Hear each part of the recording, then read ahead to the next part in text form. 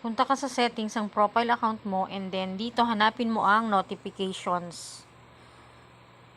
And itap lang natin siya. And dito, tap mo tong people you may know. And dapat ay naka-allow ang notification niya kay Facebook. Dapat nakaganito siya. And then back tayo.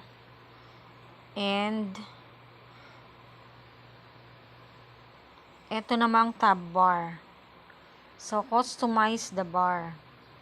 So, dapat, ang friend request dito ay, ayan, nakapin dapat siya.